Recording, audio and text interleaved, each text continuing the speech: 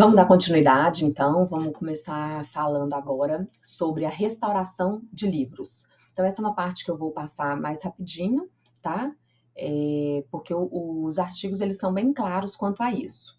Artigo 106. O extravio ou a danificação que impeçam a leitura e o uso, no todo ou em parte, de qualquer livro dos serviços notariais ou de registro, deverão ser imediatamente comunicados ao diretor do foro. Então, aconteceu alguma situação atípica, como um extravio, ou foi danificado, tem que ser comunicado ao diretor do foro. A restauração de livro extraviado ou danificado deverá ser solicitada ao juiz de direito da vara de registros públicos ou, nas comarcas em que não houver vara específica, a juiz de direito de vara cível, pelo tabelião ou oficial de registro, podendo ser requerida pelos demais interessados. Então, para haver essa restauração do livro que foi extraviado ou que foi danificado, precisa pedir autorização. Parágrafo único. A restauração poderá ter por objeto o todo ou a parte do livro que se encontrar extraviado ou deteriorado, ou ato notarial ou registro específico.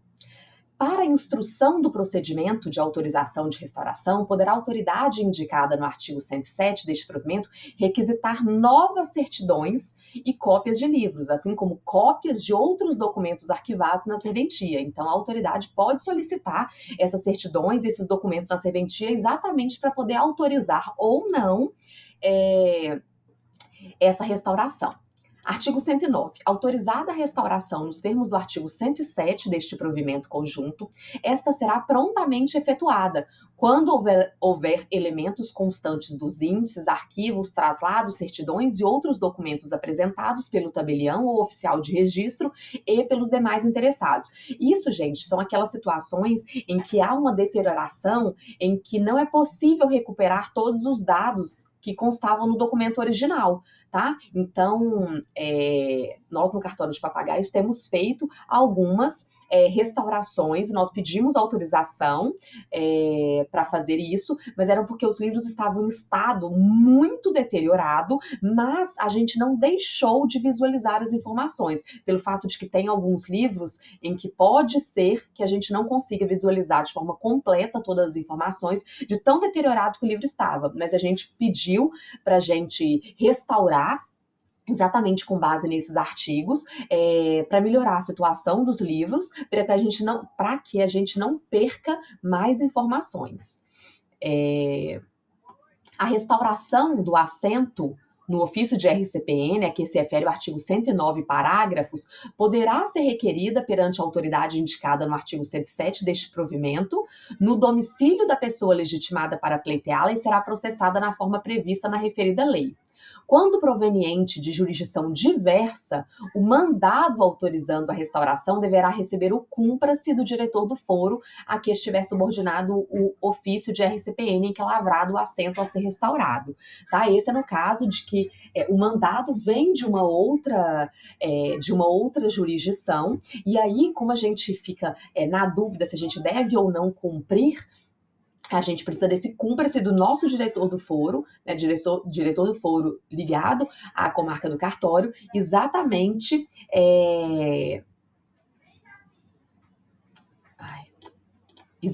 para que a gente consiga fazer essa restauração. Ok? Vamos lá, dos atendimentos especiais. Aqui são aquelas situações em que vão ter algumas peculiaridades.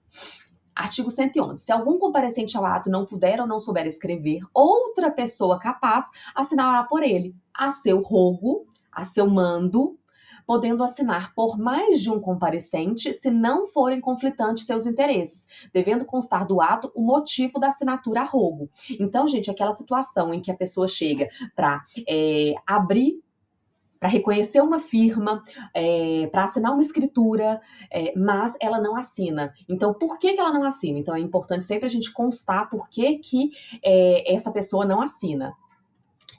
Porque ela não sabe escrever, porque ela está impossibilitada por motivos de saúde.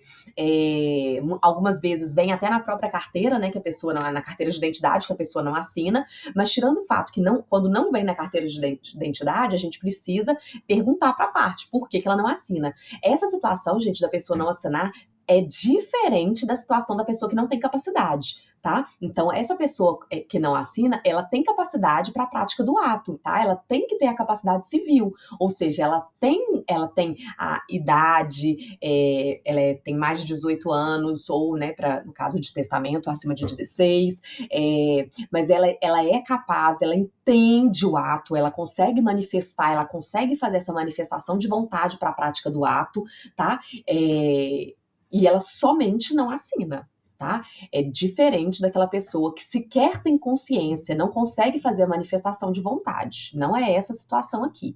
E aí, quando tem uma situação dessa, o que vai ter? Vai ter uma outra pessoa assinando a rogo dela, tá?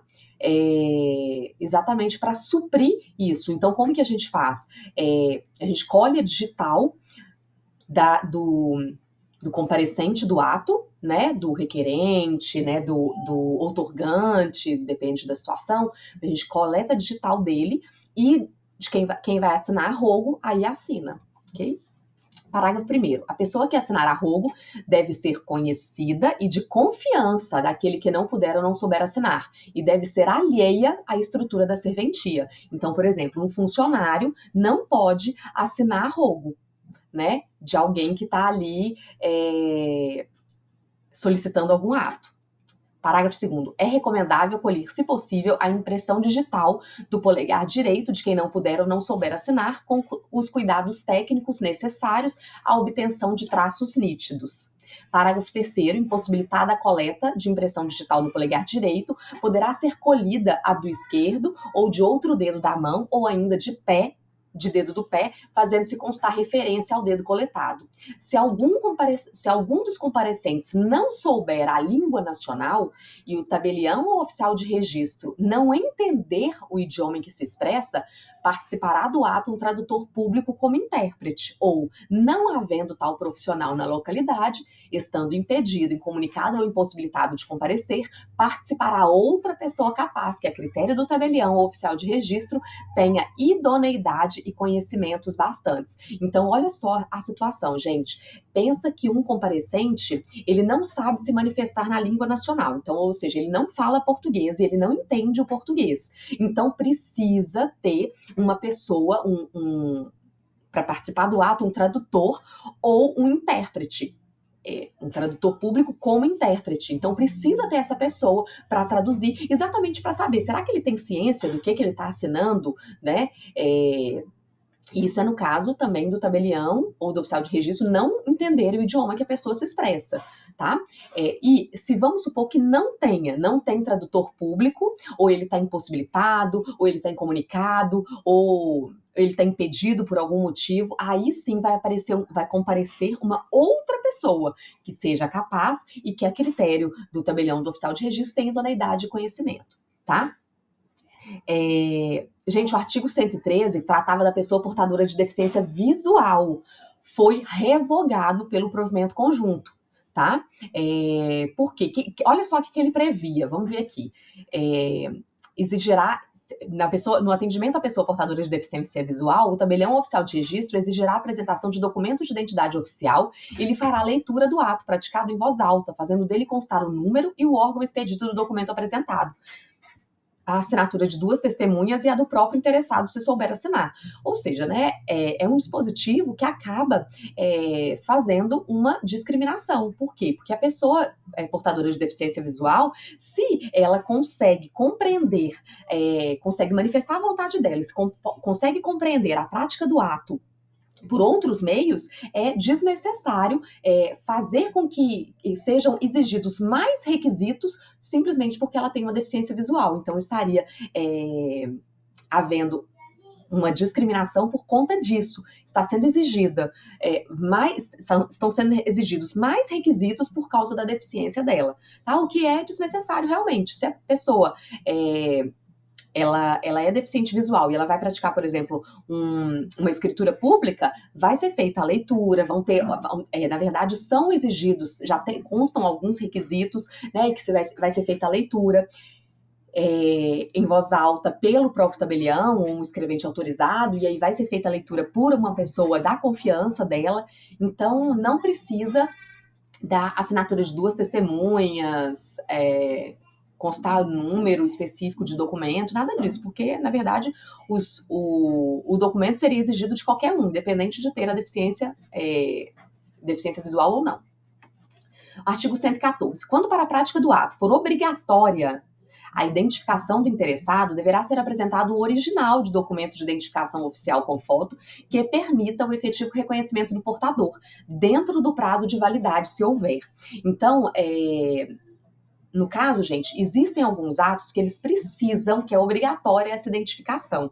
Então, desde a lei LGPD, com a publicação do provimento, se não me engano, 134, que trata da Lei Geral de Proteção de Dados, é obrigatório identificação, passou-se a ser obrigatória identificação em algumas situações específicas. Então, nessas situações em que é obrigatória a identificação da parte, ela precisa apresentar o documento original, tá? De identificação com foto para a gente poder reconhecer, comparar a foto que está apresentada no documento com a pessoa que está ali na serventia, tá? Agora a gente vai falar especificamente das certidões e dos traslados. Lembrar, gente, que esses daqui são dispositivos que tratam de todas as atribuições, tá? Então, isso daqui vale para todos os cartórios, independente da atribuição dele, se é registro de imóveis, se é RCPJ, se é RCPN, ok? Então, artigo 115. O que é o traslado, gente? Que é uma palavra diferente, que não é utilizada comumente, né, pelo cidadão comum, e aí, de repente, a gente se depara com traslado. O que é traslado? Então, aqui, ó, traslado é um instrumento público que contém a primeira cópia integral e fiel do teor de escritura pública com a mesma data. Então, o que é o traslado, gente? É a primeira cópia, a primeira certidão que é expedida daquele ato notarial, né, da escritura, da procuração. Esse é o traslado. Então, o documento ele é lavrado, assim que todas as partes assinam, esse traslado, ele é emitido. O traslado, ele vai conter ele é idêntico à escritura que está lá no livro, tá? E ele contém, no final, campo onde fala quais foram as pessoas que assinaram a escritura, e ele tem a mesma data da escritura, e ele tem um selo também que foi utilizado na escritura.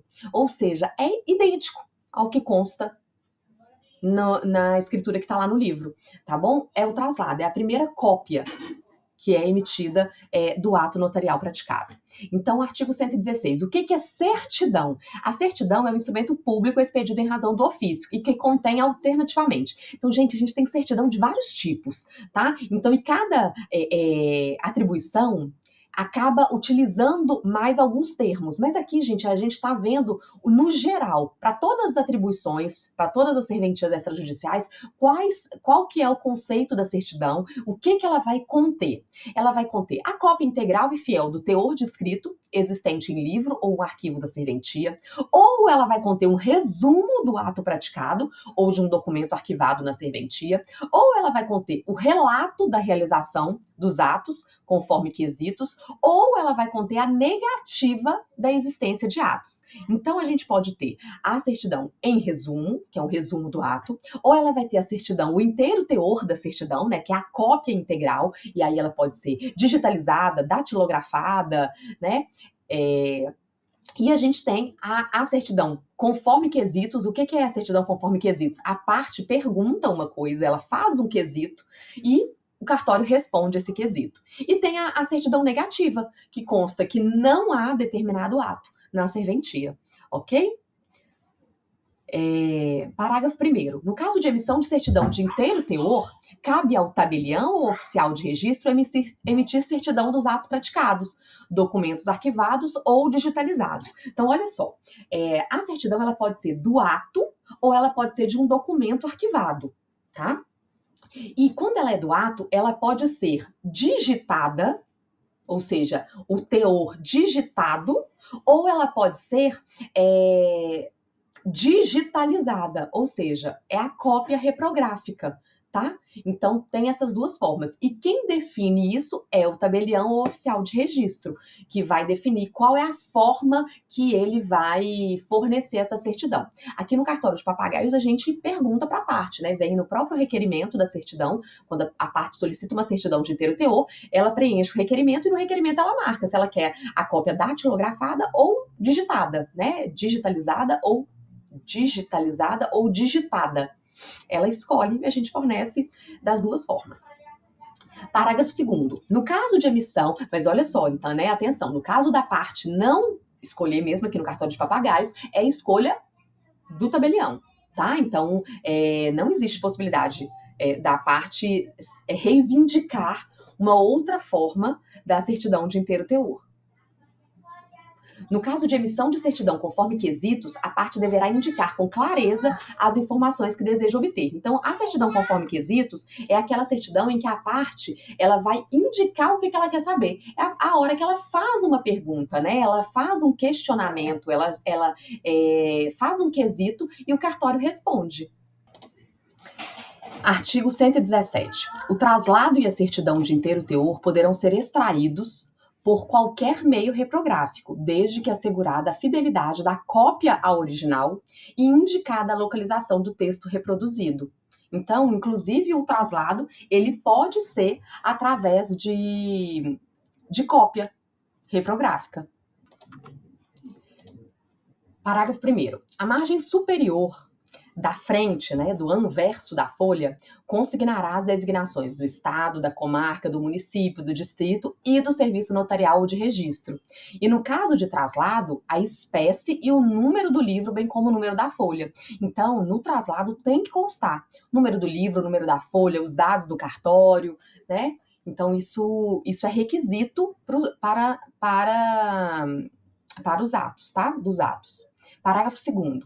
Caso o traslado ou a certidão extraídos por meio reprográfico contenham mais de uma lauda, o instrumento notarial que lhes conferirá autenticidade deve ser lavrado ao final do texto ou na falta de espaço disponível em folha à parte, mencionando-se a quantidade de laudas, que serão todas numeradas e grampeadas ou coladas, de modo a caracterizar a unidade documental. Então, isso, gente, é quando vai emitir uma certidão em que pensa a certidão de um ato notarial em que o ato tem várias páginas, né? Então, ele tem que ir indicando qual que é a página e o texto que vai falar sobre a autenticidade daquele ato, qual ato que se trata, ele vai ter que vir ao final, e aí todas as folhas vão ter que estar grampeadas ou coladas, de modo a significar que aquilo dali é um documento só, porque senão vamos supor que tire uma folha só daquele documento, tá? Para os efeitos do parágrafo 2º deste artigo, considera-se lauda cada face da folha de papel, né? Cada lauda, a frente é uma lauda, verso uma lauda. Ficando em branco o verso, olha só, ficando em branco o verso de qualquer folha, o espaço deverá ser inutilizado, ou no anverso, deverão ser inseridos em destaques os dizeres verso da folha em branco. Então, a gente tem que ou carimbar ou escrever que está em branco, ou na frente escrever verso da folha em branco, tá bom? Exatamente, por quê? Para que não possa ser inserida nenhuma informação, ou seja, não possa ser fraudado aquele documento. Artigo 118. É autorizada a extração do traslado e da certidão por meio eletrônico, desde que assinados digitalmente com o uso de certificado digital, o qual deve atender aos requisitos da ICP Brasil, né, Infraestrutura de Chaves Públicas Brasileira. Então, gente, vamos supor que o ato foi praticado de forma física, né? Então, não é ato eletrônico do provimento sem lá do CNJ, não. Então, vamos imaginar o ato físico, né? E aí, esse ato físico, ele pode ser emitida, pode ser emitido o traslado ou uma certidão de forma eletrônica. Como? Assinando digitalmente esse ato. Então, ele sendo assinado pelo tabelião de forma digital, utilizando o certificado digital ICP Brasil, esse é uma certidão, um traslado eletrônico, tá bom? Dá para ser feito de forma eletrônica. Parágrafo único. Na hipótese do caput deste artigo, as escrituras e outros documentos públicos poderão ser remetidos pela internet diretamente pelo tabelião ou oficial de registro ou seus prepostos a outras serventias ou ao interessado. Tá? Então, dessa forma, né, de ser feito de forma eletrônica, ele pode ser enviado para a parte pela internet, tá bom? Então, foi assinado de forma eletrônica o traslado ou uma certidão, ele pode ser enviado pela internet mesmo, né? Artigo 119. A serventia que efetuar o registro de documentos e imagens deverá, a requerimento dos interessados, emitir certidão de parte conforme quesitos ou de todo o arquivo. Então, vamos supor que a serventia que efetua o registro de documento e de imagem, no caso de RTD ou no caso de um arquivo de uma imagem, né? Vamos supor que foi solicitada uma ata notarial em que tem imagem, pode ser emitida uma certidão conforme quesitos dessa imagem. Artigo 120. Os traslados e as certidões fazem a mesma prova que o original, devendo deles constar obrigatoriamente a identificação do serviço notarial e de registro expedidor, com número ordinal do tabelionato ou ofício, a atribuição, a localidade, o nome do tabelião ou oficial de registro, o endereço completo e o número de telefone. Então, isso, gente, tem que ter de todos os documentos emitidos, todas as certidões e todos os traslados. E olha só, gente, faz a mesma prova que o original. Então, o traslado é a mesma coisa que a escritura, né? Que é a primeira cópia da escritura. Faz a mesma prova que o original. E uma certidão expedida em relação ao ato notarial também faz a mesma prova que o original.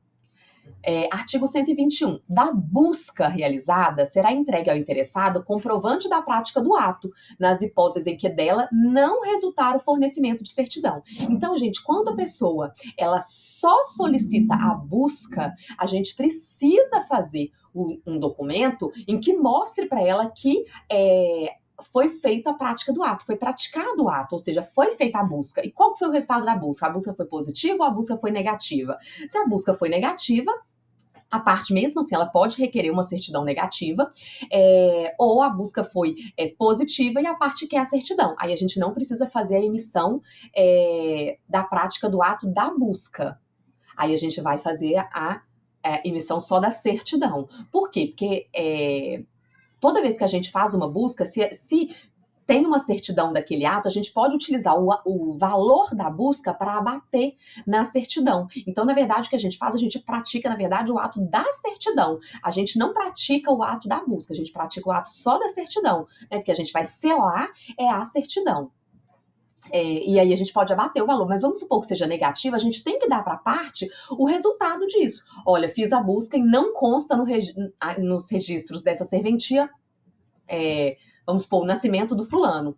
Pronto, é um ato negativo. Ou não, ou fiz a busca e localizei o registro do nascimento do fulano nessa serventia, o resultado da busca positivo. Se a pessoa não quer a certidão, tem que dar para ela o comprovante do ato praticado, ou seja, do resultado da busca positivo. Parágrafo único. O comprovante de busca conterá a identificação disposta no artigo 120 deste provimento conjunto e mencionará apenas a localização ou não do ato, com a indicação do período solicitado, né? Vamos supor, né? A busca ela é cobrada a cada 5 anos, é cobrada uma busca. Então, você vai colocar qual período que você buscou, se constou ou não. Não, a pessoa quer que faça uma busca no período de 30 anos. Ok, nós vamos fazer nós vamos entregar para 6 comprovantes da prática de ato ou um comprovante que contenha os 6 períodos e com o selo das 6 buscas. Vamos supor que a pessoa não queira a certidão, tá? Artigo 122. A certidão negativa somente será emitida mediante requerimento verbal ou escrito do interessado, porque a pessoa pode se contentar com o resultado negativo da busca. Ela pode não querer a certidão negativa, né? Então, se ela não quiser a certidão negativa, basta o resultado da busca negativa para a parte. Mas é importante que esse ato ele seja selado e entregue para a parte o comprovante de que ele foi praticado. Senão, qual que é a garantia, qual que é a comprovação da parte que o ato foi praticado? Se não foi entregue nada para ele que comprove isso. Tá bom? Então é muito importante. Agora vamos tratar sobre documento estrangeiro. Deixa eu ver aqui como é que tá meu tempo, porque eu não gosto de fazer os vídeos absurdamente longos, porque eu acho que fica muito cansativo para assistir. Então eu prefiro ir partindo para gravar, né? E eu acho que fica mais fácil para poder assistir. Mas vou tentar passar agora esse tópico, então, todo do documento estrangeiro. Então, aqui, gente, é um documento estrangeiro. Não necessariamente, gente, a parte titular do documento ela é estrangeira, é só o documento, tá? Ou seja, documento estrangeiro, documento que foi produzido em outra repartição, em outra unidade federativa. Em outro país. Eu ia falar em outra unidade federativa. Então vamos lá. Artigo 123. Para produzir efeitos em repartições da União, dos Estados, do Distrito Federal, dos territórios e dos municípios, aí incluídas as serventias notariais e de registro, todos os documentos de procedência estrangeira deverão observar as seguintes disposições. Então vamos lá. É um documento estrangeiro. O documento foi emitido por outro país, tá? Então essa é a situação. Quais são as disposições? Os documentos que tenham sido expedidos por autoridade pública do país estrangeiro ou que contenham sua assinatura devem ser legalizados unicamente perante as repartições consulares do Ministério das Relações Exteriores no país de origem. Gente, então, os documentos estrangeiros, eles têm que passar por duas coisas, tá? Por dois procedimentos. O primeiro é o procedimento de legalização desse documento. Primeira coisa, então, é a legalização. Na verdade, são três, né? Então, legalização. Depois a gente vai ter a tradução desse documento, tá? Tradução. E depois a gente tem o registro, tá? Então, são três etapas. Todos os documentos estrangeiros, eles precisam passar por esse procedimento. Gente, isso não estamos falando sobre o apostilamento de Haia, tá? Não estamos falando sobre o apostilamento previsto na Convenção de Haia. Qual que é a situação que a gente tem, gente? O apostilamento previsto na Convenção de Haia, ele substitui essa legalização. Então, o documento, se for um documento apostilado, não precisa dessa legalização. Mas vai precisar, de toda forma, da tradução e vai precisar do registro, ok? Então, apostilamento de Haia, ele só substitui a primeira etapa. Gente, mas o apostilamento de Haia, ele vai ser feito no país de origem, tá? Então, o documento estrangeiro, porque pensa só, gente, olha só a compreensão do tema. Aqui no Brasil, a gente faz o apostilamento, né? Vamos fazer o apostilamento. A gente faz para quê? A gente pega um documento brasileiro que vai ser utilizado no exterior. Então, a gente faz o apostilamento pensando que é um documento daqui que vai ser utilizado fora, em outro país. Lá, quando ele chegar lá, aí sim ele vai ter que cumprir os requisitos do país lá para ele ser utilizado. E aí cada país tem as suas regras. E que provavelmente todos os países de Convenção da Haia, eles vão dispensar essa legalização, mas pode ser que ele tenha que ser traduzido, bem provável, né? Que ele tenha que ser traduzido e pode ter que ser tomada mais alguma providência. Aqui no Brasil, o apostilamento, ele só evita essa etapa da legalização do documento, tá bom? Então, onde que vai ser legalizado o documento? O documento, ele vai ser legalizado perante as repartições consulares do Ministério das Relações Exteriores do país de origem, no país de origem. Tá vendo? Então, é isso. Essa legalização, ela vai ser feita no país de origem, assim como o apostilamento. Então, o apostilamento evita que seja necessária essa legalização, ok? Mas os outros procedimentos, que é a tradução e o registro, vão ser necessários. Gente, para fazer o registro, precisa estar traduzido. Então, a tradução é algo inerente ao registro, tá? Só vai ser registrado se ele estiver junto à tradução, tá? Então, qual que é a próxima disposição? Os documentos públicos ou particulares devem ser traduzidos para a língua portuguesa por tradutor juramentado inscrito na junta comercial. Então, precisa da tradução. E aí, para ter validade no Brasil, além da tradução, ó, então a gente pegou o documento estrangeiro, ele foi legalizado, ele foi traduzido, mas ele para ter validade aqui no Brasil, para ele poder ser utilizado, para ele produzir os efeitos legais, o que ele precisa mais? Precisa registrar no RTD. Tá? Então, aqui, ó, para produzir efeitos legais no Brasil, os documentos emitidos em países estrangeiros devem, assim como suas respectivas traduções, ser registrados no ofício de registro de títulos e documentos nos termos do item 6º do artigo 129 da Lei 6.015. A Lei 6.015, gente, é a Lei de Registros Públicos, tá bom? Ai, gente, o celular... É um problema, né? Que aí aqui apitou uma mensagem importante, aí eu parei para ler. Gente, falei que o celular é um problema porque ele acaba nos interrompendo em todos os momentos. Eu vou até deixar ele virado agora, para eu nem me ver.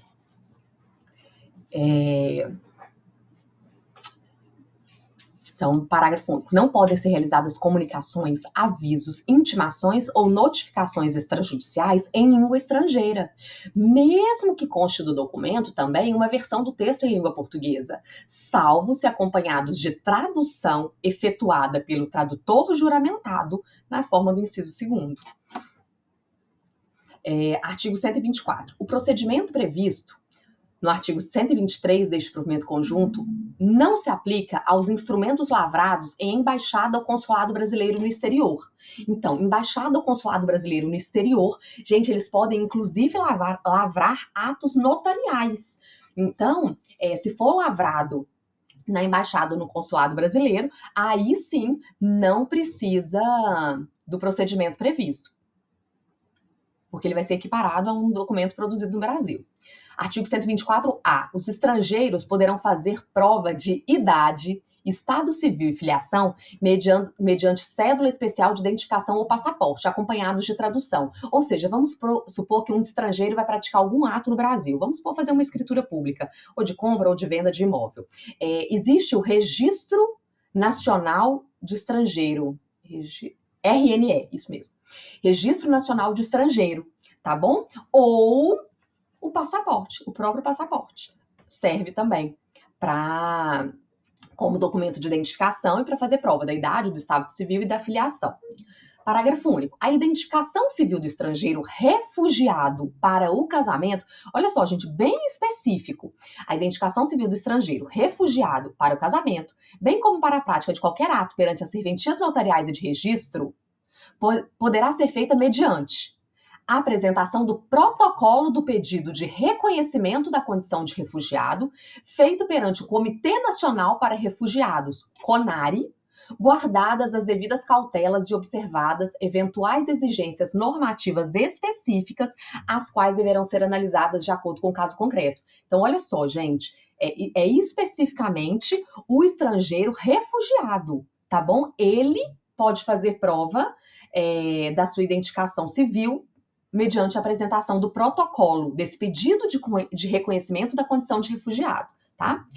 Artigo 125, aí aqui vai falar do apostilamento. As apostilas emitidas por países partes da Convenção sobre a Eliminação da Exigência de Legalização de Documentos Públicos Estrangeiros, Convenção da Apostila, inclusive as emitidas em data anterior à vigência da referida convenção no Brasil, serão aceitas em todo o território nacional, a partir de 14 de agosto de 2016, em substituição à legalização diplomática ou consular de que trata o inciso 1º do artigo 123. Então, o inciso 1º do artigo 123 é aquele que a gente leu, que fala sobre a exigência da legalização para esse documento ter validade no Brasil, para ele produzir efeito no Brasil. Então, ele precisa passar pelos 3 processos, dentre eles. O primeiro é a legalização. Então, a apostila, ela substitui essa legalização. Artigo 126. Não será exigida a aposição de apostila quando, no país onde o documento deva produzir efeitos, a legislação em vigor, tratado, convenção ou acordo de que a República Federativa do Brasil seja parte, afaste ou dispense o ato de legalização diplomática ou consular. Então, aqui é no caso em que o documento vai ser utilizado em outro país. Então, pode ser dispensada essa legalização, se o país dispensar. Se o país onde o documento vai ser utilizado, ele dispensar. Então, ok, aí não precisa ser feita. Parágrafo único. As disposições de tratado, convenção ou acordo de que a República Federativa do Brasil seja parte, que tratem da simplificação ou dispensa do processo de legalização diplomática ou consular de documentos, prevalecem sobre as disposições da Convenção da Apostila, sempre que tais exigências formais sejam menos rigorosas do que as dispostas nos artigos 3º e 4º da referida Convenção. Gente, eu acho que eu vou encerrar por aqui. E aí, no próximo vídeo, eu dou continuidade aqui pelo apostilamento de documentos públicos produzidos aqui no Brasil. E aí a gente começa aqui no artigo 127. E agora a gente vai passar por alguns tópicos que são curtinhos, então a gente vai conseguir ver vários tópicos de uma vez. Ok? Obrigada, bons estudos.